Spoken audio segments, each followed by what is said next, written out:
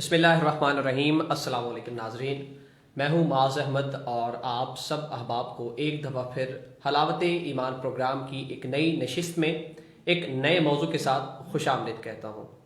नाज़रीन, आपकी मोहब्बतों का नतीजा है, आपकी चाहत का नतीजा है, आपके कमेंट्स का नतीजा है, आपके रिव्यूज़ का ये नतीजा है कि हम यहाँ पर बैठे हैं और हर हफ्ते हमारा दिल करता है कि हम ये प्रोग्राम करें, आपकी खिदमत में पेश करें, क्योंकि आपके बड़े ही अच्छे व्यूज़ आ रहे हैं। आपके कमेंट्स देख के बड़ी खुशी होती है कि लोगों ने हमारे प्रोग्राम को पसंद किया है और इसी वजह से हम ये प्रोग्राम करने के लिए हर हफ्ते अपने आप को तैयार रखते हैं और यकीनन आपका इसमें बड़ा एक अहम कंट्रीब्यूशन है, किरदार है।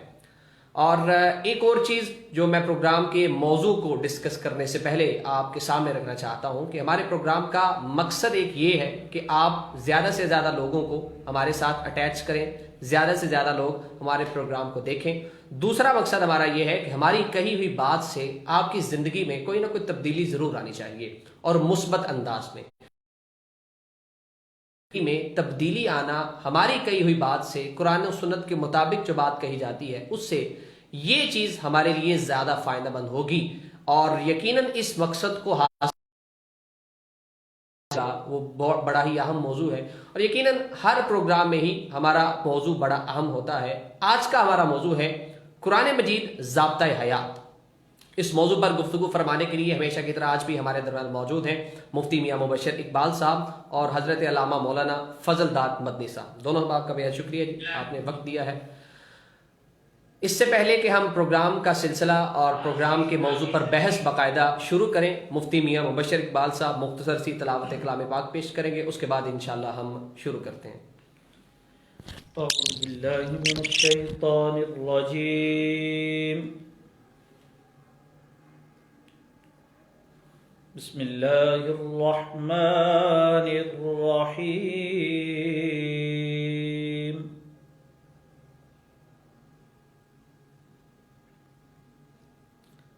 अर्रहमानु अल्लमल क़ुरआन।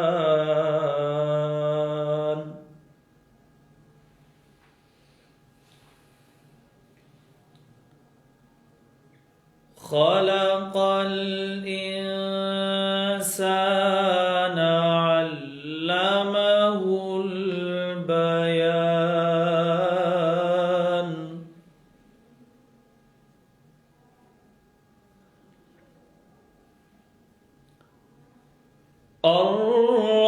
अर्रहमानु अल्लमल क़ुरआन खलक़ल इंसान।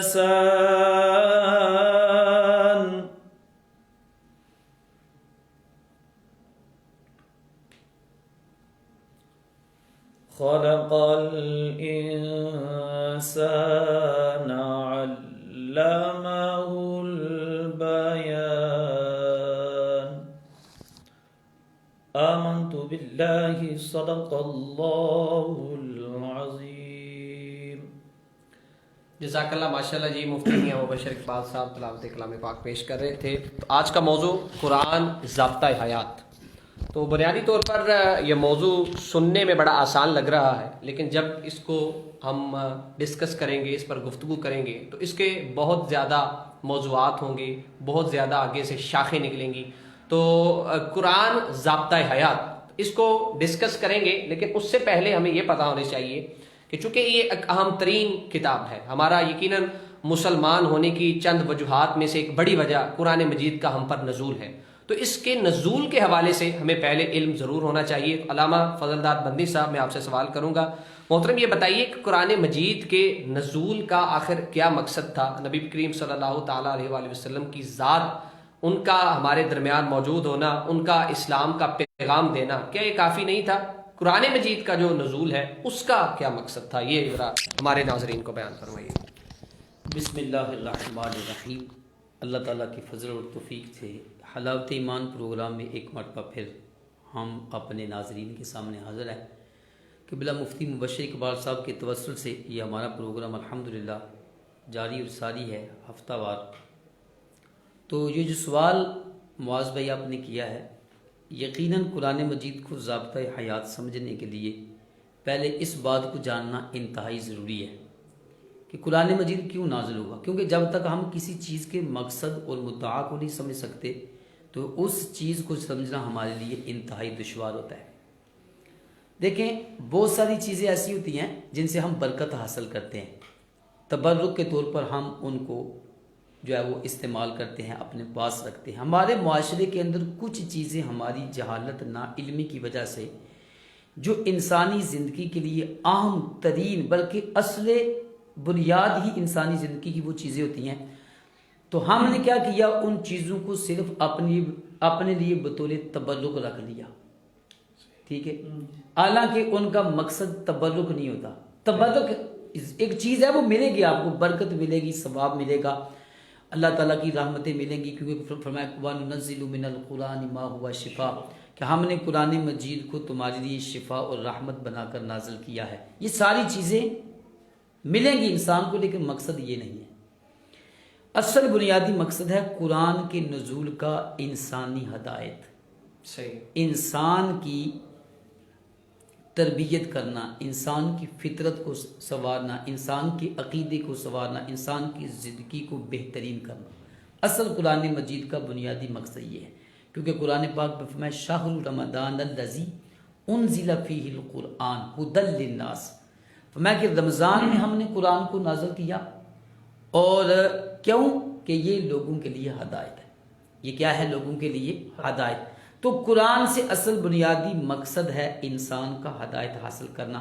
اب اس موقع پر تفسیر صراط الجنان میں مفتی صاحب نے ایک بڑی خوبصورت جو ہے وہ بات فرمائی، کمال کر دیا، مجھے تو اتنی پسند ہے کہ بولا مفتی صاحب، آپ نے فرمایا کہ قرآن مجید کا مقصد ہے عمل، انسانی زندگی کو بہتر کرنا۔ اور اگر کوئی بندہ ساری زندگی قرآن کو سینے سے لگائے لیکن جو کچھ قرآن میں ہے اس کو اپنے سینے میں نہ اتارے، ٹھیک ہے، تو میں کہ اس کا کوئی مقصد نہیں ہے۔ میں نے اس کی مثال یوں ہی سمجھ لیں کہ ایک بادشاہ وقت نے اپنے وزیر کو ایک خط لکھا، اور خط میں یہ لکھا کہ فلاں جگہ فلاں مقام پر میرے لیے ایک محل تیار کرو۔ اب بادشاہ ہے تو وزیر نے وہ خط لیا اور روزانہ صبح اٹھ کے اس کو تبرک کے طور پہ وہ پڑھ لیتا ہے، لیکن جو کچھ اس میں ہے اس پر عمل نہیں کرتا۔ اچھا، روزانہ وہ صبح اٹھتا ہے کہ میرے بادشاہ کا خط ہے، ٹھیک ہے، اس کو اٹھتا ہے، وہ پڑھتا ہے، پڑھ کے پھر اس کو کلوز کر کے وہ رکھ دیتا ہے۔ پوری زندگی وہ یہی کرتا رہے، لیکن جب بادشاہ نے پوچھا کہ جو میں نے خط لکھا تھا وہ کہاں ہے، اس پر عمل کیا یا اصل چیز تھی قرآن مجید پر عمل کرنا۔ ہم نے صبح کے وقت اٹھے سورہ یاسین کی تلاوت کی، انتہائی فضیلت کا باعث ہے۔ قرآن مجید کو پڑھنا، دیکھنا، اس کی تلاوت کرنا، اس کو سننا، یہ ساری فضیلتیں ہیں، لیکن مقصد یہ نہیں۔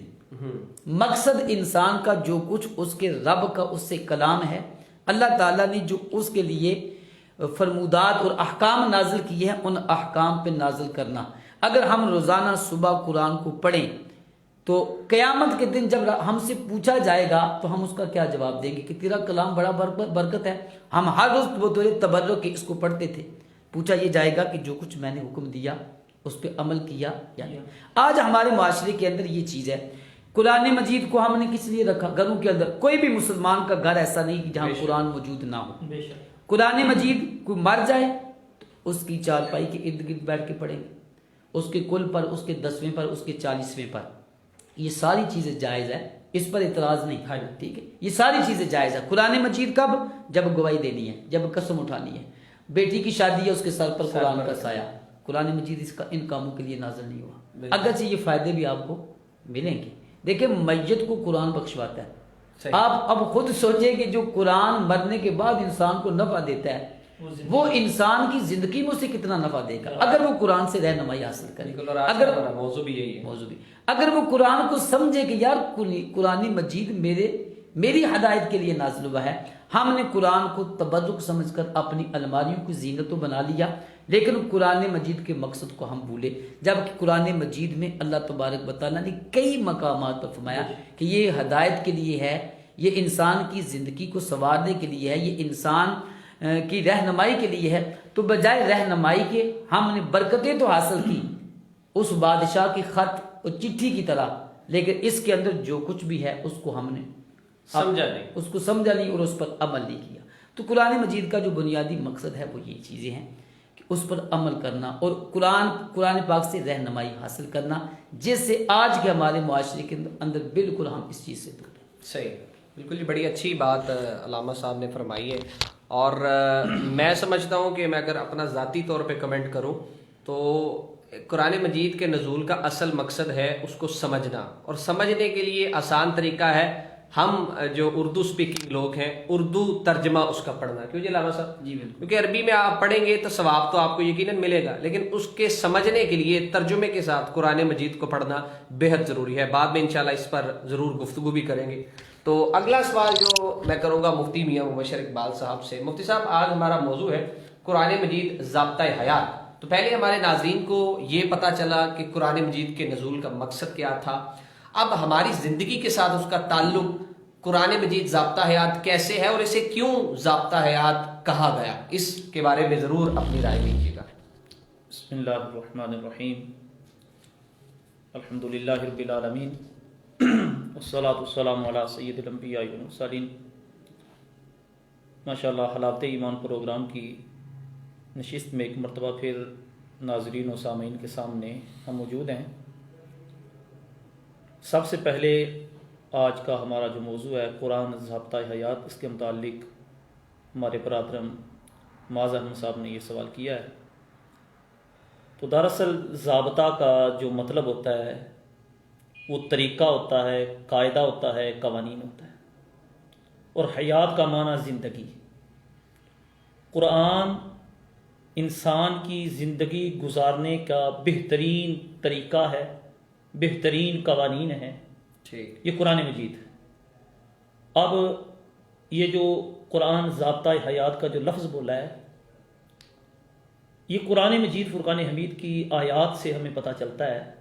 جس طرح علامہ فضل اللہ صاحب نے یہ بیان فرمایا ہے، قرآن کی آیت سورۃ بقرہ کی پڑھی ہے، شہر رمضان الذی انزل فیہ القرآن، اس کے اندر یہ لفظ آیا ھدی للناس، یہ لوگوں کے لیے ہدایت ہے۔ اب سورۃ البقرہ کی دوسری آیت ہے ذالک الکتاب لا ریب فیہ ھدی للمتقین، یہ وہ بلند مرتبہ کتاب ہے جس میں شک کی گنجائش نہیں ہے، ھدی للمتقین، ہدایت ہے متقین کے لیے۔ یعنی یہ کتاب کس کے لیے رہنمائی ہے؟ بالعموم تمام لوگوں کے لیے ہے، اور بالخصوص یہ متقین کے لیے ہے۔ ایک اور آیت مبارکہ کے اندر اللہ رب العزت نے ارشاد فرمایا ان ہوا الا ذکر للعالمین۔ یہ ایک انسان انفرادی طور پر بھی اگر اپنی زندگی سنوارنا چاہے، اپنی زندگی کے طور طریقے صحیح کرنا چاہے، تو اس کے لیے قرآن ایک مکمل رہنمائی کر رہا ہے۔ صحیح، یہ جو ابھی میں نے قرآن کی آیت پڑھی ہے ان ہوا الا ذکر للعالمین، اس کے اندر یہ بیان کیا ہے کہ تمام جہان بھی اگر، پوری کائنات اگر اپنے آپ کو اپنے دائرہ کار میں سنوارنا چاہیں تو یہ قرآن پاک کو سامنے لے آئیں۔ صحیح، جس طرح قرآن کہتا ہے بندہ وہیں کام کرتا چلا جائے تو وہ بندہ اس کے مطابق اپنی زندگی صحیح معنوں میں گزارنے کا مستحق ہو سکتا ہے۔ صحیح، یہ اجتماعی ہے۔ انفرادی دیکھیں تو اللہ تبارک و تعالیٰ کا فرمان ہے اِنَّهُ لَذِكْرٌ لَكَ وَلِقَوْمِكَ، اور یہ قرآن انسان کو تفکر، تدبر، انسان کو سوچنے کا، سمجھنے کا یہ ارشاد فرماتا ہے۔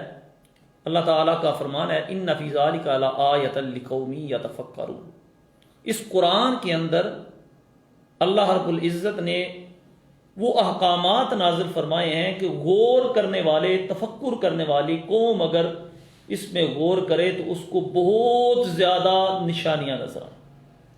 ایک اور آیت مبارکہ کے اندر اللہ رب العزت نے ارشاد فرمایا افلا یتدبرون القرآن ام علی قلوب اقفالها، کیا وہ لوگ قرآن پر تدبر نہیں کرتے، غور نہیں کرتے، یا ان کے دلوں پر یہ تالے لگے ہوئے ہیں؟ اب یہ جو آیات ہیں، ان آیات سے ابتدائی طور پر ہمیں یہ پتہ چلتا ہے کہ انسان اپنی زندگی مکمل طور پر اگر گزارنا چاہے تو وہ قرآن پر عمل کرتا رہے، انسان اپنی زندگی صحیح معنوں میں گزارنے کے قابل ہو سکتا ہے۔ بالکل ایسے۔ اور یہاں پر میں ناظرین سامعین کو ایک ہمارے بڑے محدث بزرگ گزرے ہیں، انہوں نے ایک کتاب لکھی ہے الفوز الکبیر، حضرت شاہ ولی اللہ محدث دہلوی رحمۃ اللہ تعالی علیہ، انہوں نے قرآن کے مضامین لکھے ہیں۔ ہر انسان اگر ان بالاجمال اگر یہ 5 مضامین جو ہے نا ان کو ایک طرف کر کے عمل کرنا شروع کر دے تو انسان اپنی زندگی قرآن کے مطابق صحیح معنی میں گزار سکتا ہے۔ پہلی چیز ہے، اس کے اندر شاہ ولی اللہ محدث دہلوی فرماتے ہیں سب سے پہلا ہے عقائد۔ قرآن مجید کے اندر جس چیز کا بیان ہے وہ عقائد، اور دوسرے ہیں احکام۔ عقائد کے اندر اللہ تبارک و تعالیٰ کی توحید ہے، رسالت ہے، ملائکہ پر ایمان لانا ہے، فرشتوں پر ایمان لانا ہے، اس کے علاوہ کتب سماویہ ان پر ایمان لانا ہے، قیامت پر ایمان لانا ہے، اور دوسرا ہے احکام، نماز، روزہ، بیع، لین دین، خرید و فروخت، اور تیسرا ہے تذکیر بایام اللہ، اللہ کے جو پیارے پیغمبر ہیں صحیح، ان کا ذکر ہے، نیک صالحین کا ذکر ہے، اور چوتھا ہے تذکیر بآلاء اللہ، اللہ کی نعمتوں کا ذکر ہے، صحیح، اور پانچواں تذکیر بالموت، یعنی مرنے کے بعد کیا ہوگا، مرنے کا ذکر ہے، قبر کا ذکر ہے، حشر کا ذکر ہے، ان تمام چیزوں کا، یہ بنیادی طور پر قرآن مجید کے اندر 5 چیزوں کا ذکر ہے۔ اب انسان کے لیے یہ قرآن ضابطۂ حیات ہے۔ صحیح، اب اس کو اگر ہم یہ دیکھیں، یہ ہر انسان رہ زندگی گزار رہا ہے، اس کو معاشرتی اعتبار سے بھی چند چیزوں کی ضرورت ہوتی ہے، معاشی اعتبار سے، سائنسی اعتبار سے، اس کے علاوہ ہمارے تعلیمی اعتبار سے، تو قرآن ہر معاملے میں ہماری رہنمائی کرتا ہے۔ ٹھیک، یہ ہم زندگی گزار رہے ہیں، صرف نماز، روزہ، زکوٰۃ، حج کا نام، یہ قرآن صرف یہ احکام نہیں بتاتا، بلکہ قرآن مجید کے اندر ہر اللہ تعالیٰ تو قرآن مجید کے اندر یہ فرماتا ہے وَلَا رَطْبٍ وَلَا يَابِسٍ إِلَّا فِي كِتَابٍ مُبِينٍ، یعنی کوئی خشک اور تر چیز ایسی نہیں جو قرآن میں ہم نے بیان نہیں کی۔ اللہ، یہ انسان کی آگے پھر سوچ ہے کہ انسان پھر اس کو کہاں تک لے جاتا ہے۔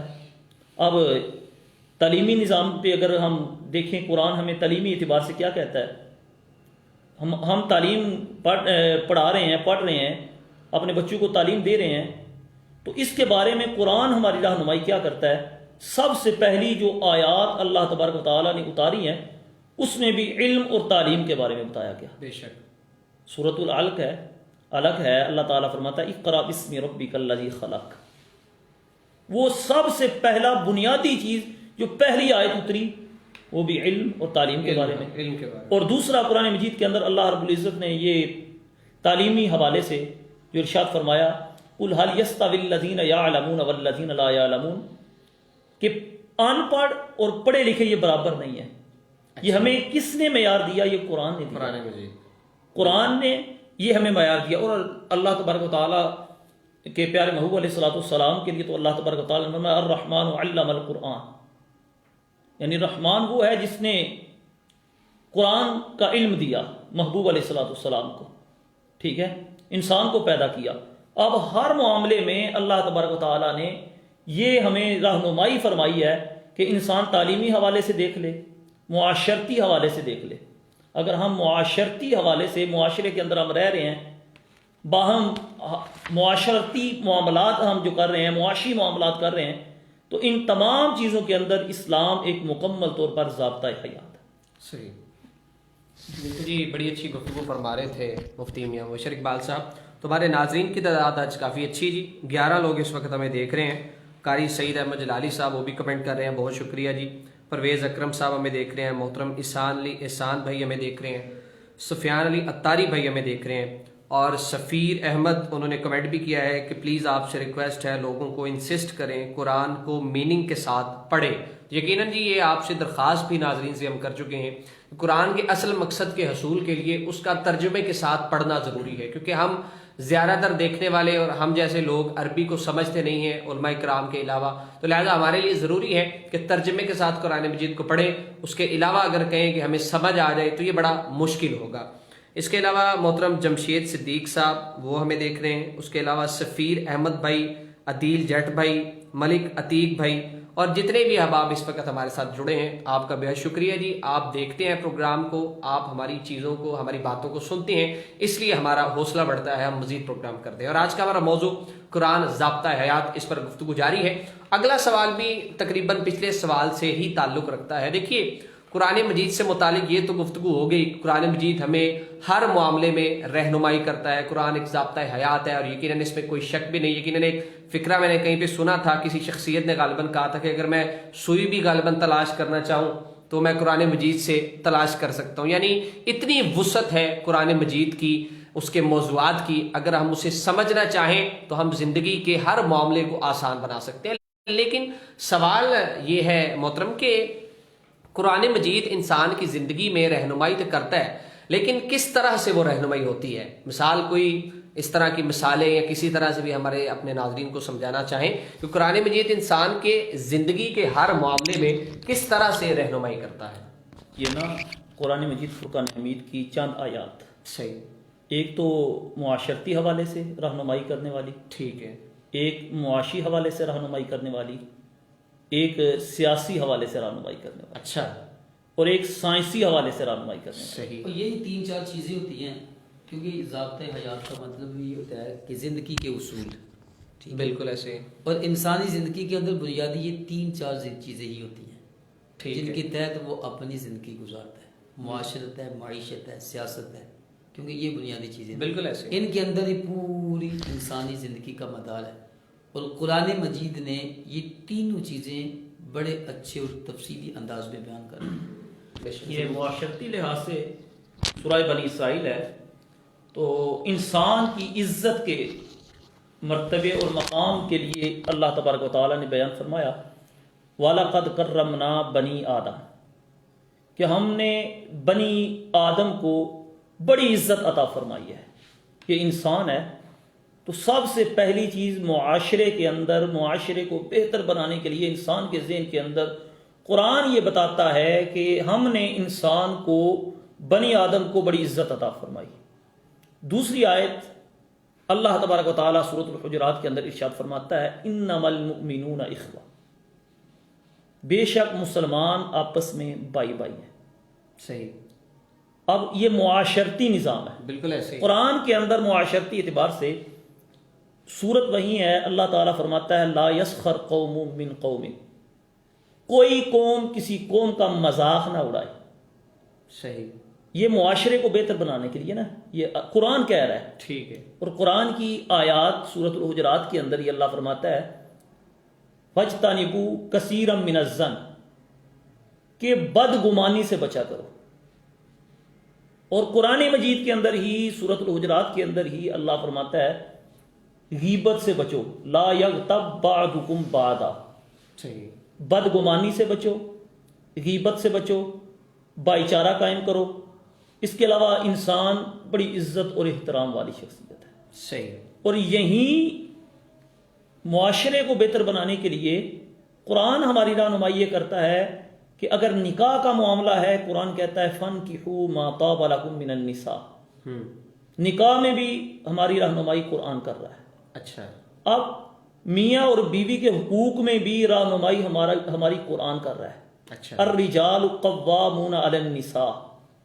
اور اگر اولاد کا معاملہ آئے، اولاد کی تربیت کا معاملہ آئے تو اس میں بھی ہماری رہنمائی معاشرتی اعتبار سے یہ قرآن کر رہا ہے قُوا أَنفُسَكُمْ وَأَهْلِيكُمْ نَارًا، خود بھی آگ سے بچ جاؤ اور اپنی اولاد کو بھی آگ سے بچاؤ. بچا لو، اگر بچہ پیدا ہوا، اس کی دودھ کا مرحلہ آئے، دودھ پلانے کا مرحلہ آئے تو وہ بھی رہنمائی ہمارا قرآن کرتا ہے والوالدات یرضعن اولادہن کاملین حولین کاملین.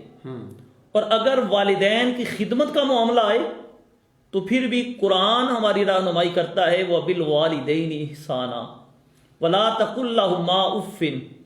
اور اگر عدل و انصاف کا معاملہ آئے پھر بھی قرآن کہتا ہے ان اللہ یأمر بالعدل والاحسان.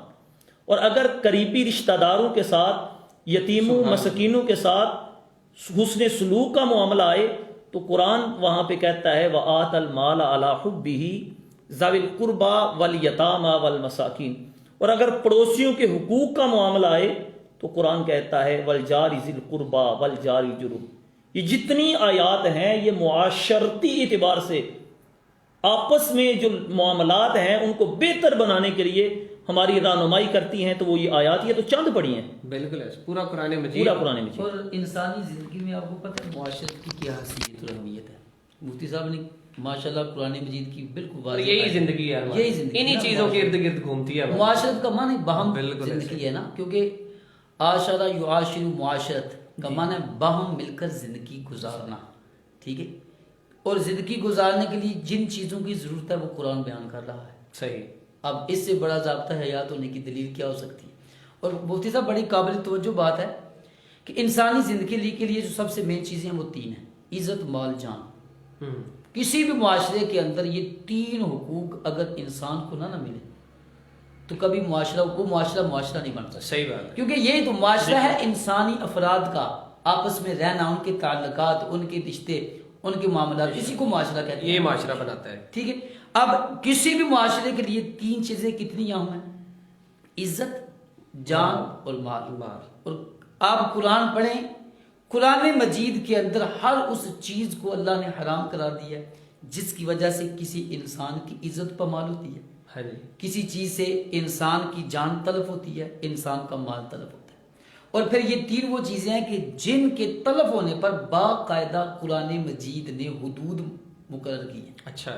باقاعدہ قرآن پاک نے, دیکھو مفتی صاحب نے جو پہلی آیت پڑھی یا ایھا الذین آمنوا لا یسخر قوم من قوم, کہ اے ایمان والو تم میں سے ایک قوم دوسری قوم کا مذاق نہ اڑائے. کیوں نہ اڑائے؟ ہاں جی.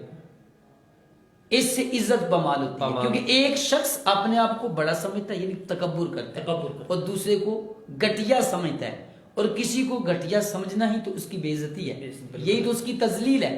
قرآن مجید نے اس چیز کو دوسری آیت جو فرمائی کہ تم کثرت سے بدگمانی نہ کرو. کیوں؟ اس سے کسی بھی انسان کی عزت کا مجروح ہونا تمہارے تصور و خیال میں آئے گا, ذہن میں آئے گا. اس چیز سے ہمیں قرآن مجید نے روک دی. یعنی آپ پورا قرآن پڑھیں بالخصوص. اور عزت انسان کتنی بڑی ہے, آج ہمارے معاشرے کے اندر ہم ان چیزوں کو اہمیت نہیں دیتے. ایک مسلمان کی عزت کتنی ہے. ہمارے ہاں تو مال دولت کی کثرت نے ہماری خونوں کو سفید کر دی ہے. اپنے یعنی انسان اور مسلمان کی عزت تو کیا ہمارے نزدیک تو اپنے قریبی تعلق و رشتے کا بھی تقدس وہ نہیں رہا نا. جیسے نبی کریم علیہ السلام کی بڑی معروف روایت ہے مشکات شریف کی کہ کعبہ شریف کا طواف کیا اور کرتے کرتے کعبۃ المعظمہ کی طرف رخ مبارک کیا اور فرمایا یا بیت اللہ انک اعظم, اے اللہ کے گھر تیری بڑی عزت ہے, بڑی کرامت ہے, لوگ تجھے دیکھتے ہیں, تجھ سے دیکھنے سے گناہ معاف ہوتے ہیں, لیکن فرمایا مجھے میرے رب کی عزت کی قسم تجھ سے بڑھ کر ایک مومن کی عزت ہے. اللہ اکبر. معاشرے کے اندر اگر عزت ہی کو بیچ میں سے آپ نکال دیں تو معاشرہ کہاں رہے گا؟ صحیح بات. جب ایک دوسرے کی عزت کا خیال نہیں ہوگا تو معاشرہ نہیں رہے گا. اسی طرح دوسری بات ہے جان. قرآن پاک میں باقاعدہ اس پر حدود قائم کی, من قتل مؤمنا, اور پھر اس پر وعیدات بیان کی ہیں.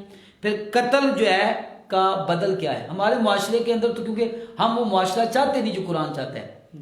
ہم تو چاہتے ہیں بڑا پن, یعنی جس کے پاس دولت زیادہ ہے, مال زیادہ ہے, وہی سب کے کا مالک ہے, وہی باقی سب اس کے متحد ہیں. اور کسی بھی انسان میں کی یہ تینوں چیزیں محفوظ نہیں, نہ عزت محفوظ ہے, نہ مال ہے, نہ, جس کی وجہ سے معاشرے کے اندر یہ انتشار فساد ہے.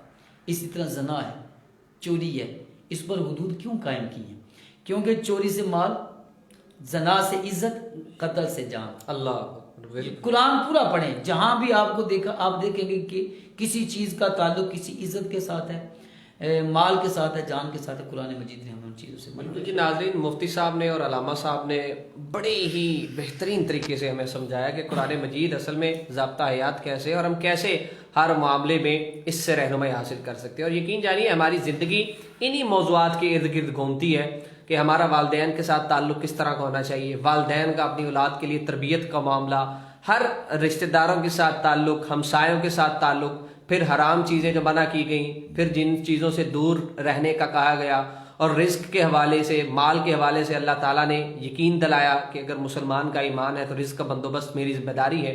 یعنی یہ چیزیں اگر ہم پڑھیں گے, ان کو سمجھیں گے, اپنی اولادوں کو سکھائیں گے, قرآن کا اصل مقصد تبھی حاصل ہو سکتا ہے. اسلام کا معاشی نظام جی یہ تو معاشرتی نظام ابھی ہم نے قرآن پاک سے سنا ہے، اچھا علامہ صاحب نے بیان کیا ابھی معاشی ٹھیک ہے. معاشی.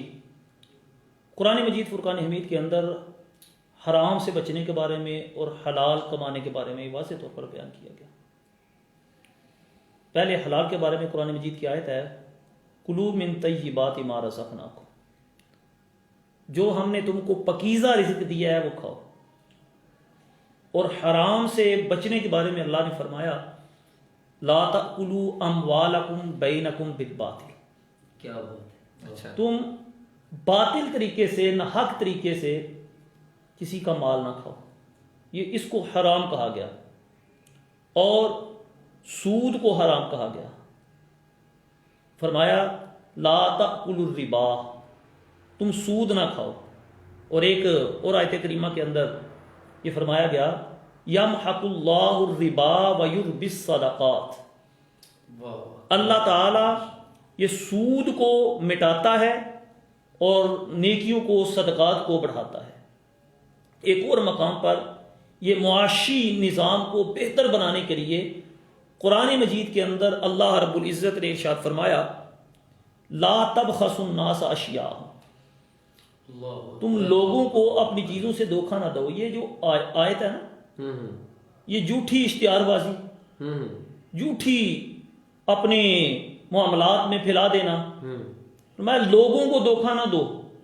اور عدل و انصاف کے بارے میں، صحیح ماپ اور تول کے بارے میں بھی قرآن مجید کے اندر اللہ رب العزت نے ارشاد فرمایا وَأَقِیمُوا الْوَزْنَ بِالْقِسْطِ، کیا بات ہے. کہ تم عدل اور انصاف کے ساتھ لوگوں کے ساتھ ماپ اور تول کا پیمانہ صحیح رکھو. اور اللہ تعالیٰ نے کنجوسی اور فضول خرچی سے منع بھی فرمایا لم یسرفوا ولم یقتروا وکان بین ذلک قواما. اب نہ تم فضول خرچی کرو اور نہ ہی تم کنجوس بن جاؤ، بلکہ میانہ روی کا. یہ معاشی اعتبار سے قرآن کی وہ آیات ہیں کہ اگر ہم اپنی زندگی، اپنا رزق، اپنے معاملات اگر ہم گزارنا چاہیں تو یہ قرآن کی آیات کو سامنے رکھیں نا، بالکل، تو ہمارے جو معاملات ہیں وہ قرآن کی روح سے بہترین بن جاتے ہیں. یہ وہ اب معاشی بھی ہو گیا، معاشرتی بھی ہو گیا. معاشرتی اور جس انداز میں معیشت کو قرآن نے بیان کیا، میں سمجھتا ہوں کہ معیشت ہے ہی وہ جس کو قرآن نے بیان کیا. ہمارے زمانے کے اندر جو ہے نا، جس معاشرے میں ہم زندگی گزارے، یہاں معیشت کا تصور بڑا غلط ہے لوگوں کے اندر سے. قرآن مجید نے، جیسے مفتی صاحب نے پہلی جو آیت پڑھی ہے پاک اور حلال کھاؤ، یہ معیشت کا سب سے اہم پہلو ہے. دیکھ ہمارے معاشرے کے اندر تو معیشت کہتے ہیں مال کو لو، بس آپ کو یہ مال آنا چاہیے، یہ معیشت ہے. جی معیشت تباہ ہو گئی، کاروبار بند ہو گیا. اب کاروبار کیسا ہے اس پر کوئی کلام نہیں. اچھا، پھر دوسری بات ہے دنیا کے اندر معیشت کے جو قوانین ہیں ان میں حلال و حرام، حلال کا کوئی تصور نہیں ہے. ٹھیک ہے، یعنی زبانی کلامی تو ہے لیکن باقاعدہ طور پر حلال حرام کیا ہے، حلال اور حرام کے لیے جو اللہ اس کے رسول صلی اللہ علیہ وسلم نے احکام نازل کیے ہیں ان پر عمل درآمد، اس کا تصور نہیں ہے معاشرے کے اندر. اور ہم اس معیشت کو لے کر دنیا میں جو ہے مارے مارے پھر رہے کہ یہ معیشت ہے جی، یہ کاروبار بند ہو گیا. آپ نے قرآن مجید نے جس معیشت کا تصور ہمیں دیا وہ بند ہو ہی نہیں سکتا. بالکل ایسے ہی، وہ کبھی بھی ختم نہیں. اگر آپ اپنی معیشت کا مدار طیب اور حلال چیزوں پہ رکھیں، ان قوانین پہ رکھیں جس میں حرام نہ ہو، سود نہ ہو، رشوت نہ ہو، تو میں سمجھتا ہوں کہ جو معیشت قرآن نے بیان کر دی ہے وہ دنیا کی کوئی طاقت بھی نہیں بیان کر رہی. اس وقت جو سب معیشت میں سب سے آگے ہے، جن کو ہم ترقی یافتہ ملک کہتے ہیں، میرے خیال میں یہ معیشت ان کے دل و دماغ میں بھی کبھی یہ تصور نہیں آیا ہوا ہوگا جو قرآن نے بیان کر دی. بالکل ایسے. لیکن صرف جس طرح سے ہم انفرادی طور پہ قرآن مجید پر عمل نہیں کرتے، اجتماعی طور پہ بھی یہی صورتحال ہے کہ ہم، مقصد یہ ہے کہ ہمیں چاہیے مال. ہاں جی، ہم دیکھتے ہیں کہ مال حاصل کرنے کے جو نئے نئے ڈنگ طریقے ہیں وہ کیا ہیں. یہ نہیں دیکھتے کہ ڈنگ جو طریقہ ہمیں مل رہا ہے وہ قرآن و حدیث کے مطابق ہے اور کتنوں کا اس سے نقصان ہو رہا ہے. نقصان. اور پھر دوسری بات یہ ہے کہ ہم ایک ایسی قوم ہے جو خود کو ایسے لوگوں پر قیاس کرتے ہیں جن کا ہمارے ساتھ کوئی مقابلہ نہیں ہو سکتا، کیونکہ ہم مسلمان ہیں. بالکل ایسے ہم مسلمان ہیں, ہم ایک دین کو ماننے والے ہیں, اسلام کو ماننے والے ہیں. ہم دوسروں کو تو تب دیکھیں جب ہمارے پاس قرآن ضابطۂ حیات نہ ہو, جب ہمارے سامنے رسول پاک صلی اللہ علیہ وسلم کی زندگی نہ ہو, جب ہمارے سامنے صحابہ کرام کا عمل و کردار نہ ہو, جب ہمارے سامنے تابعین اور اولیاء کاملین کا کردار. بے شک بے شک. اب سائنسی اعتبار سے, اچھا جی, آخری سیاسی اعتبار سے, بلکہ اچھا سیاسی اعتبار سے اگر دیکھا جائے تو قرآن ہماری رہنمائی کیا کرتا ہے؟ قرآن مجید کی آیت ہے فردوہ الی اللہ والرسول, کہ اپنے تمام تر معاملات کو اللہ اور اس کے رسول کی طرف سپرد کر دو. اور یہ جملہ, یہ قرآن کی آیت ہم اپنے معاملات کو بہتر بنانے کے لیے, اپنی سیاست کو بہتر بنانے کے لیے ہم اپنے آپ پہ معاملات لیتے ہیں, نہ کہ ہم اللہ اور اس کے رسول کی طرف جاتے ہیں. اچھا, قرآن مجید کے اندر ایک اور آیت مبارکہ کے اندر فرمایا گیا وَزَادَهُ بَسْطَةً فِي الْعِلْمِ وَالْجِسْمِ, جو بندہ صاحب سیاسی ہے وہ علم میں بھی پختہ ہونا چاہیے, اسے علم بھی ہونا چاہیے. ایک بندہ ملک چلا رہا ہے تو اسے پتہ بھی ہو کہ ملک میں نے کیسے چلانا ہے, اور صحت میں بھی وہ تندرست ہونا چاہیے. صحیح. اب ایک اور مقام پر سیاسی اعتبار سے بہتر قرآن کیا ہماری رہنمائی کرتا ہے؟ اللہ فرماتا ہے ان تحکموا بالعدل. اب ہماری شرعی یہ عدالتیں دیکھ لیں, ہماری عدالتیں دیکھ لیں, ان عدالتوں کے اندر اگر انصاف کے تحت فیصلے ہونا, ہماری عدالتیں تو یہ ہیں بندہ مر جاتا ہے بعد میں فیصلہ آتا ہے جی یہ فلاں کام ہوا تھا, ایسے ہی ہے, یہ ہمارے الزام بعد میں لگتا ہے, بندہ مر گیا ہوتا ہے. مر گیا ہوتا ہے. اب قرآن پاک ہماری رہنمائی کیا کرتا ہے؟ وَأَوْفُوا بِالْعُقُودِ. اب جب تم کسی سے وعدہ کرو اس وعدے کو پورا بھی کرو. یہ قرآن ہمیں سیاسی اعتبار سے ہماری رہنمائی کرتا ہے. بے شک. اور سائنسی اعتبار سے کیا ہے؟ اللہ تعالیٰ فرماتا ہے وَجَعَلْنَا مِنَ الْمَاءِ كُلَّ شَيْءٍ حَيٍّ, کہ پانی سے ہر چیز کو ہم نے پیدا کیا. یہ دنیا پیدا ہوئی ہے, ٹھیک ہے, آج سائنس ترقی کر رہی ہے, تو آج سائنس کوئی چیز ایجاد کر لے تو کہتے ہیں بڑا کام ہوگا. قرآن تو یہ دودھ جو نکلتا ہے نا, یہ دودھ نکال سورۃ النحل کے اندر آتا ہے نسقیکم مما فی بطونہ من بین فرث ودم لبنا خالصا سائغا للشاربین. اچھا, ہم یہ دودھ گوبر اور خون کے درمیان سے نکالتے ہیں. اللہ, بے شک, یہ اللہ تعالیٰ کی قدرت اور قرآن مجید کے ذریعے یہ چیز ہم تک پہنچی. اور یہ سبزہ اگتا ہے, حیران کرنے والی چیز, یقیناً انسان کے لیے. ان اللہ فالق الحب والنوا, ہاں, کہ یہ سبزہ اگانے میں بھی اللہ تعالیٰ نے بتا دیا. یہ جتنی چیزیں ہیں سائنسی اعتبار سے دیکھیں, سیاسی اعتبار سے دیکھیں, معاشی اعتبار سے دیکھیں, معاشرتی اعتبار سے دیکھیں, یہ تمام لحاظ سے, اور اگر آپ اس کو تصوف اخلاق کے لحاظ سے بھی دیکھنا چاہیں نا, تو ہر اعتبار سے قرآن انسان کی زندگی کو بہتر بنانے کے لیے سب سے اہم ترین ضابطہ ہے. یہ چند چیزیں ہیں جو آپ کے سامنے بیان کی ہیں. بہت شکریہ جی مفتی محمد مشرق اقبال صاحب اور علامہ فضل داد مدنی صاحب. یقیناً میں پہلے ہی ذکر کر چکا ہوں کہ اس موضوع کی بڑی وسعت ہے, ایک پروگرام میں اس کو کور کرنا بڑا مشکل ہوگا, لیکن اس کے باوجود علامہ صاحب اور مفتی صاحب نے آپ سب دوستوں کی, آپ سب دیکھنے والوں کی بڑے اچھے طریقے سے رہنمائی کی ہے. اور آخری پیغام بھی یہی ہے کہ قرآن ضابطہ حیات ہے, لیکن ہمیں پہچاننے کی ضرورت ہے کہ کیا واقعی ہی اس قرآن مجید ضابطہ حیات ہے. اور یہ کیسے پہچانا جائے گا؟ جب آپ قرآن مجید کو سمجھ کے پڑھیں گے, ترجمے کے ساتھ پڑھیں گے, تفسیر کے ساتھ پڑھیں گے, تو یقیناً آپ کو زندگی کے ہر معاملے میں انفرادی طور پر بھی اور اجتماعی طور پر بھی رہنمائی ملے گی.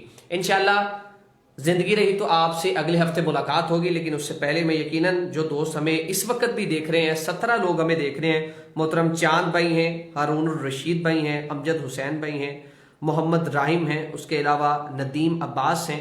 تو یہ سارے دوست احباب جو ہمیں دیکھتے ہیں, ہماری ویڈیو کو شیئر کرتے ہیں, ان کی وجہ سے ہمارا حوصلہ بڑھتا ہے. اور بارہا میں بار بار ذکر کرتا ہوں تاکہ آئندہ بھی آپ ہمارے ساتھ جڑے رہیں. ہمارے پیج کو بھی آپ لائک کر لیجئے اور اس پیج کو دوسروں کے ساتھ بھی شیئر کیجئے.